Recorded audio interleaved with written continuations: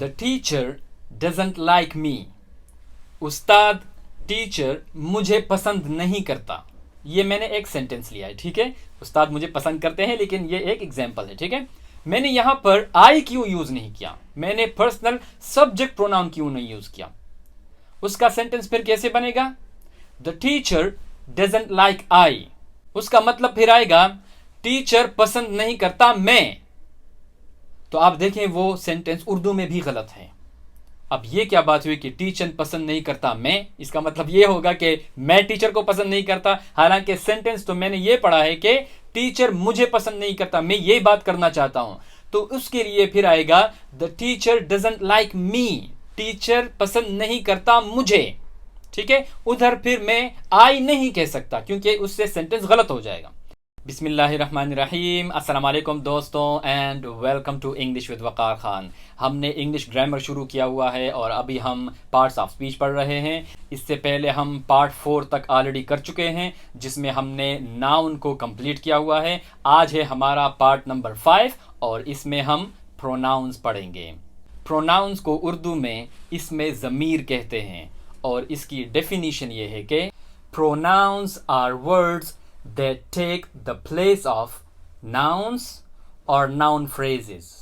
इसका मतलब ये है कि प्रोनाउंस उन अल्फाज को कहते हैं जो हम किसी नाउन या नाउन फ्रेज की जगह इस्तेमाल करते हैं। एक होता है नाउन। नाउन तो कोई भी चीज हो सकती है। Noun is the name of a person, a place, a thing और एन आइडिया। ये तो नाउन है। इसके अलावा नाउन फ्रेज भी होता है। फ्रेज उसे कहते हैं जो कि 2 या 2 से ज्यादा अल्फाज के बने हों। तो इसी तरह जो अल्फाज हम नाउन्स या नाउन फ्रेजेस की जगह इस्तेमाल करते हैं उन अल्फाज को कहते हैं प्रोनाउंस। आइए इसको एक एग्जाम्पल के साथ समझने की कोशिश करते हैं। फर्ज करें मैं कहूं कि Seema is in the kitchen, Seema is cooking. Seema kitchen में है, बावर्ची खाने में है, सीमा खाना पका रही है। अब आप इसको देखें, अभी हम जब उर्दू में भी बात करते हैं तो हम ऐसे नहीं कहते क्योंकि ये अजीब लगता है। मैं सीमा का नाम 2 मरतबा क्यों लूँ? मैं सीधे सीधे ऐसे भी कह सकता हूँ कि सीमा किचन में है, वो खाना पका रही है। अब आप देखें, मैंने पहले सेंटेंस में सीमा का नाम तो यूज़ किया, लेकिन दूसरे सेंटेंस में मैंने सीमा का नाम यूज नहीं किया। मैंने सिर्फ कहा कि वो खाना पका रही है, जिससे हमें सीधे सीधे ये पता चल जाता है कि ये जो वो का लफ्ज मैंने इस्तेमाल किया है ये मैंने सीमा के लिए इस्तेमाल किया है। Seema is in the kitchen, she is cooking. तो अब जब मैंने दूसरे सेंटेंस में सीमा की जगह शी इस्तेमाल किया है तो ये जो शी है इसको असल में कहते हैं प्रोनाउन। क्योंकि इस पहले सेंटेंस में आप देखें, इसमें नाउन क्या है? सीमा है ना। अब दूसरे सेंटेंस में मैंने उस नाउन की जगह उसको मैंने रिप्लेस किया है एक दूसरे लफ्ज से, वो है शी, और उसको कहेंगे फिर प्रोनाउन क्योंकि हमने इसको नाउन की जगह इस्तेमाल किया है। फर्ज करें मैं कहूं कि आमिर क्लास में बैठा हुआ है, आमिर किताब पढ़ रहा है, आमिर ने अपने दोस्तों से बातें शुरू की, फिर आमिर क्लास से निकल गया। अब आप देखें यहाँ पे मैंने आमिर का नाम इतनी बार यूज किया है, बहुत अजीब लगता है। मतलब सेंटेंसेस सही है, ठीक है, ये भी सेंटेंसेस सही है, लेकिन इस तरह हम इस्तेमाल नहीं करते क्योंकि बहुत अजीब सा लगता है, ठीक है। तो इसलिए फिर मैं क्या कह सकता हूँ कि आमिर क्लास में बैठा हुआ है, वो किताब पढ़ रहा है, फिर उसने दोस्तों से बातें शुरू की और फिर वो क्लास से बाहर निकल गया। तो अभी आप देखें, मैंने सिर्फ एक बार आमिर का नाम यूज किया, बाकी सारे सेंटेंसेस में मैंने आमिर की जगह प्रोनाउंस यूज किया है। कभी मैंने कहा है कि वो, कभी मैंने कहा है कि उसने। तो इस तरह के जो अल्फाज होते हैं इन अल्फाज को कहते हैं प्रोनाउंस। अब प्रोनाउंस जो है वो सिंगुलर के लिए भी यूज हो सकते हैं और प्लूरल के लिए भी यूज हो सकते हैं। मिसाल के तौर पे मैं कहूं कि Suhel and Aamir are happy, they have done their homework. Suhel और आमिर खुश हैं, उन्होंने होमवर्क किया हुआ है, इसलिए खुश है कि उन्होंने होमवर्क किया हुआ है। अभी आप देखें यहाँ पे जो नाउन है वो 2 हैं, एक से ज्यादा हैं, तो प्लूरल है, जमा है, ठीक है। सुहेल एंड आमिर प्लूरल है। अब दूसरे सेंटेंस में मैंने सुहेल और आमिर दोनों की जगह मैंने एक ही लफ्ज यूज किया है, एक ही प्रोनाउन यूज किया है और वो है दे। सुहेल और आमिर खुश हैं, उन्होंने होमवर्क किया हुआ है या वो होमवर्क कर चुके हैं, तो मैंने वो का लफ्ज इस्तेमाल किया है प्लूरल के लिए। तो इसी तरह प्रोनाउंस जो है वो सिंगुलर के लिए भी यूज हो सकते हैं और प्लूरल के लिए भी यूज हो सकते हैं। अब इंग्लिश ग्रामर में प्रोनाउंस की टोटल 9 किस्में हैं, ठीक है।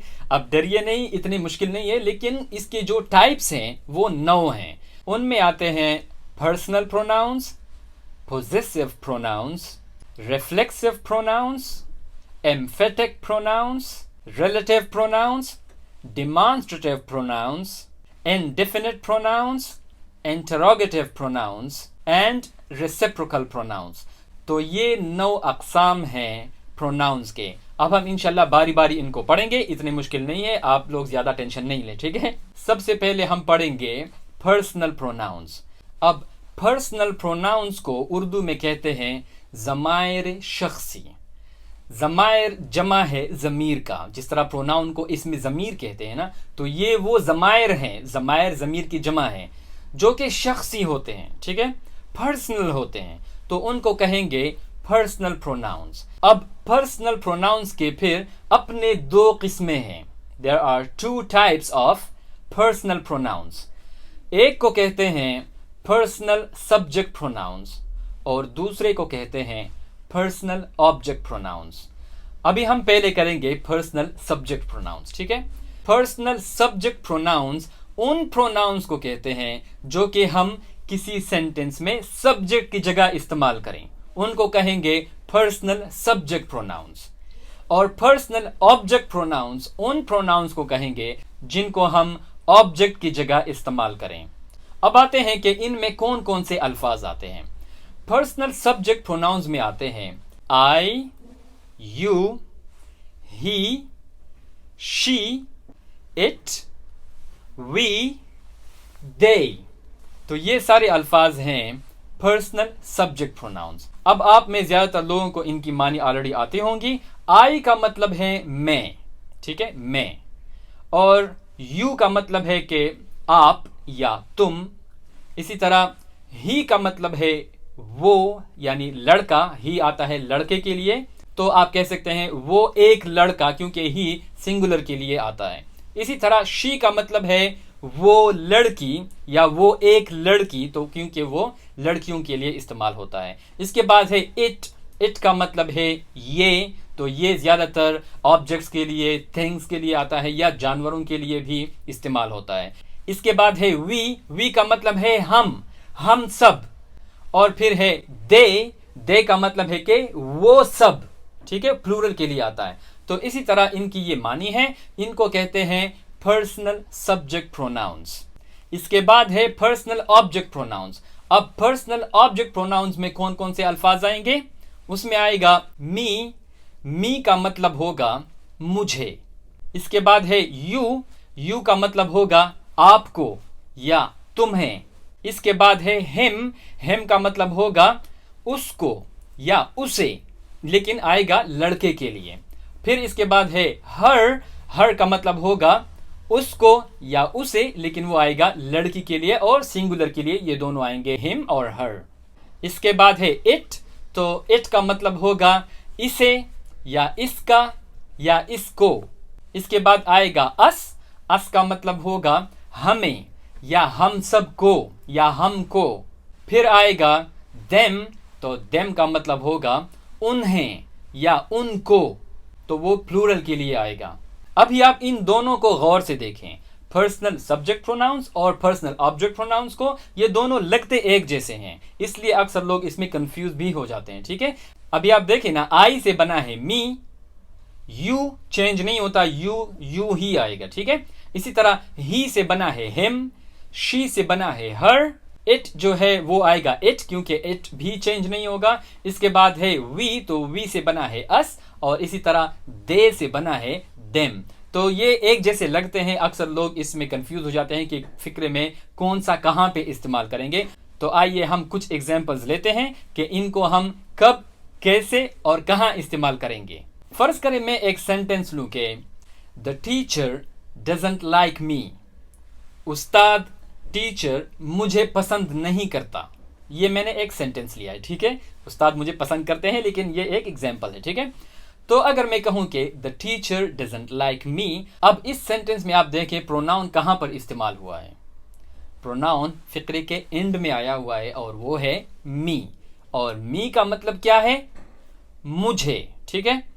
अब आप देखें कि इस सेंटेंस में मैंने मी इस्तेमाल किया है जो कि पर्सनल ऑब्जेक्ट प्रोनाउन है। मैंने यहां पर आई क्यों यूज नहीं किया, मैंने पर्सनल सब्जेक्ट प्रोनाउन क्यों नहीं यूज किया। उसका सेंटेंस फिर कैसे बनेगा, the teacher doesn't like I, उसका मतलब फिर आएगा टीचर पसंद नहीं करता मैं। तो आप देखें वो सेंटेंस उर्दू में भी गलत है। अब ये क्या बात हुई कि टीचर पसंद नहीं करता मैं, इसका मतलब ये होगा कि मैं टीचर को पसंद नहीं करता, हालांकि सेंटेंस तो मैंने ये पढ़ा है कि टीचर मुझे पसंद नहीं करता, मैं ये बात करना चाहता हूं। तो उसके लिए फिर आएगा the teacher doesn't like me, teacher पसंद नहीं करता मुझे, ठीक है। उधर फिर मैं आई नहीं कह सकता क्योंकि उससे सेंटेंस गलत हो जाएगा। तो इस तरह देखिए आप, हमने देखना है कि हम जो पर्सनल सब्जेक्ट प्रोनाउंस हैं और पर्सनल ऑब्जेक्ट प्रोनाउंस हैं वो हम कहां इस्तेमाल करेंगे।